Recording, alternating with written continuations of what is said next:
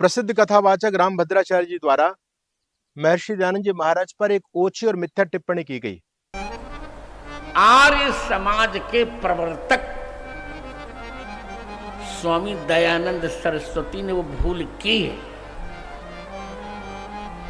वो बहुत बड़ी हानि का कारण बन गई। क्या भूल की? और भूलों की मैं चर्चा नहीं कर रहा हूं, न करूंगा। एक सबसे बड़ी भूल उन्होंने ये कह दिया कि रामायण और महाभारत भागवत ये सब कल्पित है, वेदों में इनका कोई प्रमाण नहीं है, ये उन्होंने कहा। मानभाव मैं आपसे पूछना चाहता हूं कि वेद प्राचीन है या रामायण काल प्राचीन है? पहली बात, रामायण काल तो भी लाखों वर्षों का है, लेकिन वेद तो अपौरुषेय है। वेद का ज्ञान तो जब परमपिता परमात्मा ने सृष्टि का सृजन किया उस समय वेद का ज्ञान दिया, तो भगवान राम की चर्चा वेद में कैसे हो सकती है? और आप केवल राम शब्द को देख करके वेद में इतिहास ढूंढने का प्रयास करेंगे, तब तो बहुत सारे ऐसे शब्द वेद में आ गए, उन परंपराओं को मानने वाले लोग भी अपने अपने महापुरुषों के बारे में वो धारणाएं रख करके काम कर सकते हैं। ईसावास्यम इदं सर्वम मंत्र को लेकर के ईसा मसीह को मानने वाले भी कहते हैं कि वेद में ईसा मसीह का वर्णन है। तक्षुर्देव हितम वेद का मंत्र है, उसमें अदीना श्याम शरदा सदम, आगे संधि होकर के मदीना श्याम शरदा सदम बनता है, वो कहते हैं वेद में मक्का मदीना का वर्णन है। कबीर जी को मानने वाले लोग कबीर मनीषी परिभू स्वयंभू, तो जब संधि हो जाती है तो कहते हैं वेद में कबीर जी का वर्णन है। तो वेद के साथ आप खींचातानी मत कीजिए, इस खींचातानी से बड़ा अनिष्ट हुआ है। आपके इन कपोल कल्पित अर्थों से ही तो वेद की इतनी निंदा समाज में हुई कि विदेशी लोग वेदों को जंगलियों की पुस्तक कहा करते थे। महर्षि दयानंद जी महाराज ने आकर के वेदों को गौरव प्रदान किया। दुनिया का सबसे साइंटिफिक लॉजिकल वेदभाष्य ऋषि दयानंद का माना जाता है। तो क्या मैं इस बात पर नहीं आना चाहता, वेद की बात नहीं करना चाहता, मैं तो ये कहना चाहता हूं कि आपने जो मिथ्या आरोप महर्षि दयानंद जी महाराज पर लगाया है कि स्वामी जी राम और कृष्ण को यानी रामायण और महाभारत को कल्पित मानते हैं, बिल्कुल मिथ्या आरोप। आपने कहां से पढ़ करके ऐसा बोला? आपको मैं चैलेंज देना चाहता हूं, आप सिद्ध करें। आप बड़े धर्मगुरु अपने आप को मानते हैं, आपके करोड़ों फॉलोवर हैं, यदि आप समाज को एक गलत मैसेज देंगे तो समाज में क्या उसका प्रभाव होगा? आपने तो आर्य समाज से लोगों को काटने का काम कर रहे हो आप तो। बल्कि आपको इस समय यह समझना चाहिए कि संकट के दौर में, इस वैचारिक युद्ध में, यदि हम सनातन धर्म की रक्षा कर सकते हैं तो हमारी विचारधारा दृढ़ होनी चाहिए, मजबूत होनी चाहिए, साइंटिफिक होनी चाहिए, और उस साइंटिफिक सनातन विचारधारा को समाज में रखने का काम महर्षि दयानंद जी महाराज ने किया। आर्य समाज अलग से कोई मतपंथ संप्रदाय का नाम नहीं है। आर्य समाज एक सुधारवादी आंदोलन का नाम है, जो सनातन धर्म में और हमारे महापुरुषों के बारे में जो हमारे धर्म ग्रंथों में गलत बातें डाली गई थी, स्वामी दयानंद जी महाराज ने उन्हीं बातों का खंडन किया है। किसी सनातन वैदिक परंपरा का खंडन नहीं किया, बल्कि उन सभी का मंडन किया है। आप अपने आप को बहुत विद्वान मानते हैं, मैं आपका सम्मान करता हूं। अगर आपको अपनी योग्यता का आप दंभ भरते हैं तो हम आपसे डिबेट के लिए भी तैयार हैं, और आप दिखाएं कि आर्य समाज के प्रवर्तक महर्षि दयानंद जी महाराज ने रामायण महाभारत को कल्पित कहां माना है। तो मानभाव मेरा आपसे निवेदन है कि आप ये समाज को बरगलाने का काम बंद कीजिए। और मैं समझता हूं ये आपने जो बयान दिया है जानबूझ करके कुटिलता पूर्वक दिया है, क्योंकि आज एक समय चल रहा है, जो विदेशी लोग हैं, जो विधर्मी, जो देश को तोड़ने वाली शक्तियां हैं, वो जानबूझ करके आर्य समाज से हिंदू समाज को दूर करना चाहती हैं। वो इस बात को जानती हैं कि अगर हिंदू समाज आर्य समाज के संपर्क में रहेगा तो हम इसका बालबांका नहीं कर पाएंगे, फिर इस देश में गजबा हिंद नहीं हो सकता, फिर इस देश में क्रिश्चियनिटी का हम प्रचार नहीं कर पाएंगे, क्योंकि स्वामी दयानंद के तर्कों का जवाब उनके पास में नहीं। आज भी मुल्ला, मौलवी, पादरी, इन समय भगदड़ मची हुई है, तो ऋषि दयानंद के तर्कों के सामने सभी धराशायी हो जाते हैं। इसलिए उन लोगों का ये प्लान है कि हिंदू समाज को आर्य समाज से दूर किया जाए, और हिंदू समाज आर्य समाज से तभी दूर हो सकता है जब आर्य समाज के बारे में मिथ्या समाज में प्रचार किया जाए, झूठा प्रचार किया जाए आर्य समाज के बारे में। आप पंडित मदन मोहन मालवीय को पढ़ लेते। पंडित मदन मोहन मालवीय तो कहते हैं कि आर्य समाज दौड़ता है तो हिंदू समाज चलता है, आर्य समाज चलता है तो हिंदू समाज बैठ जाता है, आर्य समाज बैठ जाएगा तो हिंदू समाज सो जाएगा, और जिस दिन आर्य समाज सो गया उस दिन हिंदू समाज धरती से समाप्त हो जाएगा। आर्य समाज तो हिंदू समाज की छावनी है। राम और कृष्ण हमारी दो आंखें हैं। अगर हम राम और कृष्ण को नहीं मानेंगे तो क्या मोहम्मद और ईसा मसीह को मानेंगे?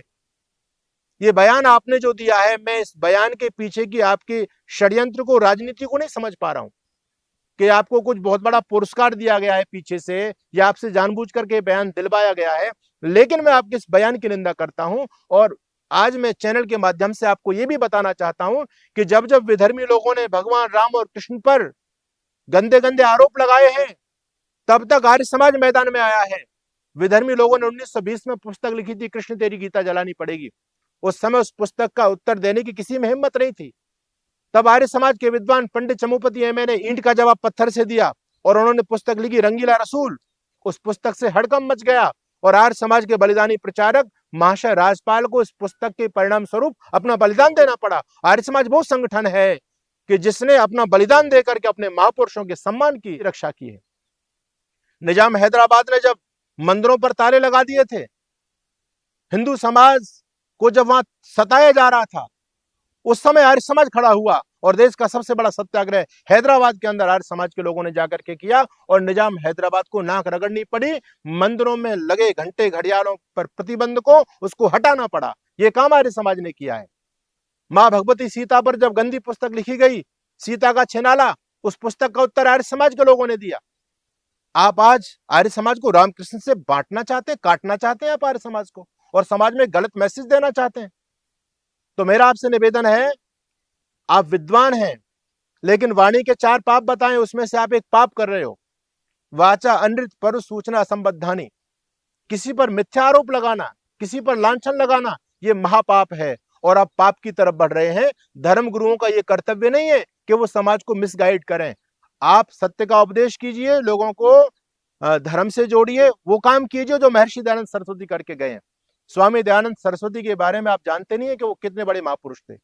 इस देश के और सनातन की स्थिति को उन्होंने पलट करके रख दिया। स्वामी दयानंद से पहले विधर्मी हमारे धर्म ग्रंथों को लेकर के, हमारे महापुरुषों को लेकर के जब आक्षेप करते थे, तो आपके किसी भी धर्म गुरु में वो सामर्थ्य नहीं था जो उनको उत्तर दे पाते थे। रामधारी सिंह दिनकर ने लिखा है संस्कृति के 4 अध्याय में, स्वामी दयानंद से पहले हिंदू जाति फुसफुसिया थी, यानी विधर्मियों के सामने खड़ी नहीं हो पाती थी। आज ऋषि दयानंद के तर्कों के सामने मुल्ला, मौलवी, पादरी सब भाग जाते हैं। ये काम आर्य समाज का है। इस देश को आजाद कराने का काम ऋषि दयानंद ने किया। लाखों बलिदानी आर्य समाज ने देश को दिए। महर्षि दयानंद के सभी शिष्य थे। आप किसी भी क्रांतिकारी के जीवन इतिहास को उठा के देख सकते हैं, सभी महर्षि दयानंद से अनुप्राणित थे। अंधविश्वास, ढोंग, आडंबर, रूढ़ियां, वेद के नाम पर अनर्गल प्रचार, ये सबका खंडन ऋषि दयानंद जी महाराज ने किया, इस सनातन परंपरा की रक्षा की। तो मेरा आपसे निवेदन है कि आपको यदि विद्वान होने का दम्भ है, आप कहते हैं कि वेद के अंदर हर ऋचा से मैं राम कथा निकाल सकता हूं, तो निकाल करके दिखाइए ना। आपने जो ऋग्वेद का मंत्र प्रस्तुत किया, उसका महानुभाव जरा उसका परिचय भी तो दे दो। कौन से कांड के, कौन से अध्याय का कौन सा मंत्र है, या आपका अपना कपोल कल्पित मंत्र है वो? आप तो पाणिनि से भी आगे निकल गए। आपने तो पाणिनि जी को भी चैलेंज दे दिया कि अष्टाध्यायी के जो 14 प्रत्याहार सूत्र हैं उनमें राम कथा है। अरे निकाल के दिखाओ। अगर आप विद्वान हैं तो आप निकाल के दिखाओ। ऐसे तो कोई भी कह देता है। लोग हमने देखे मंचों पर कहते हैं अभी मेरे पास समय नहीं है, नहीं श्लोक की व्याख्या में मैं 7 दिन तक इसकी व्याख्या कर सकता हूं। अरे करो ना, तुम लोगों को क्यों पागल बना रहे हो? तुम इतने बड़े विद्वान हो तो अलग से कोई रामायण लिख करके दिखाओ। लिखो प्रत्याहार सूत्रों में कहां से रामायण आ गई। आप तो आप समाज को बरगलाने का काम मत कीजिए, मिसगाइड मत कीजिए। अब मैं जानता हूं कि आप पाखंड को बढ़ाने का काम कर रहे हैं। ऋषि दयानंद वो सुधारवादी आंदोलन के जनक हैं जिन्होंने सनातन परंपरा और देश की रक्षा की है। तो ये वैचारिक क्रांति का युग है। इस वैचारिक क्रांति में यदि हम सनातन धर्म की विजय पताका फहराना चाहते हैं दुनिया में, तो हमको ऋषि दयानंद के झंडे के नीचे जाना पड़ेगा। महानुभाव, आप उनमें कमियां ढूंढ रहे हैं। मैं अन्य भूलों की चर्चा नहीं करता, मैं तो एक भूल की चर्चा करता हूं। कौन सी भूल ऋषि दयानंद ने की? आप ऋषि दयानंद को समझ पाएंगे क्या? ऋषि दयानंद क्या है? जिस ऋषि दयानंद के सामने नास्तिक, मुल्ला, मौलवी, पादरी सभी निस्तेज हो गए। काशी नगरी को जिसने हिला के रख दिया, दुनिया में वेद धर्म का डंका जो बजाकर चले गए। आदि गुरु शंकराचार्य के बाद में जो शिथिलता सनातन धर्म में आई थी, उस शिथिलता को दूर करने का काम ऋषि दयानंद जी महाराज ने किया। आपने कितने विधर्मी लोगों को सनातन धर्म में दीक्षित कर दिया, आप मुझे बताइए। स्वामी दयानंद ने तो पहली शुद्धि की। इस देश की हर समस्या का समाधान ऋषि दयानंद लेकर के आए। तो उस महापुरुष पर कीचड़ उछालने का प्रयास मत कीजिए। आप वो कीचड़ उछाल रहे हो, वो गंदगी आपके ऊपर जा करके गिरेगी। हम आपका सम्मान करते हैं, बुजुर्ग हैं। आप अपनी मर्यादा में रहिए, और यदि आप अपनी योग्यता का दंभ भरते हैं तो फिर आप मैदान में आने के लिए भी हम तैयार हैं। आपसे बहुत बड़े बड़े विद्वान हमारे आर्य समाज के अंदर भी हैं, और हमारे शंकराचार्यों के आसपास आप कहीं नहीं फटकते। लेकिन आपको अपनी योग्यता पर अहंकार है। यहां तो कहा गया कि जब वृक्षों पर फल लगते हैं तो वृक्ष झुकते हैं, आपके साथ उल्टा काम हो रहा है। तो इस अहंकार को कम कीजिए, और जो गलत आप समाज में अफवाहें फैला रहे हैं, इन अफवाहों को बंद कीजिए। किसी षड्यंत्र का शिकार मत बनिए, मेरा आपसे इतना निवेदन है। अपने शब्दों को वापस लीजिए। और मैं आर्य समाज के सभी पदाधिकारियों से कहना चाहता हूं कि आप सभी वैधानिक तरीके से पत्र निकालिए, जिस पर रामभद्राचार्य जी माफी मांगे कि मैंने जो बोला है गलत बोला है, आपने बहुत बड़ा पाप किया है कि आर्य समाज को रामकृष्ण से दूर करने का काम किया है और समाज में गलत मैसेज देने का काम किया है। हमारे जितने आर्य समाज के जो यूट्यूबर सोशल मीडिया पर काम करते हैं हमारे भाई बंधु, मैं उनसे भी कहना चाहता हूं कि जो जहर समाज में आर्य समाज के बारे में रामभद्राचार्य द्वारा घोला गया है या अन्य लोगों के द्वारा घोला जा रहा है, आप अपने सोशल मीडिया प्लेटफॉर्म पर आकर के इन्हीं सभी प्रश्नों का उत्तर दें। हालांकि एक बहुत बड़ा षड्यंत्र चल रहा है। आज गली गली में कुछ ऐसे छुटभैया जो हमको शास्त्रार्थ का चैलेंज देते फिर रहे हैं। अब हम इतना सामर्थ्य इनके साथ में कहां से लगाएं? अगर कोई प्रकांड विद्वान हो, जिसकी योग्यता हो, उसको जवाब दिया जाए। बहुत से लोग तो केवल अपनी प्रसिद्धि के लिए चैलेंज देते रहते हैं। लेकिन रामभद्राचार्य जी, आप बड़े व्यक्ति हैं, आपके लाखों फॉलोवर हैं, आपका नाम है समाज में। यदि आप इस प्रकार से महर्षि दयानंद के बारे में गलतफहमी पैदा करेंगे तो हमको मैदान में आना पड़ेगा। आप अपने शब्दों को यथाशीघ्र वापस लीजिए।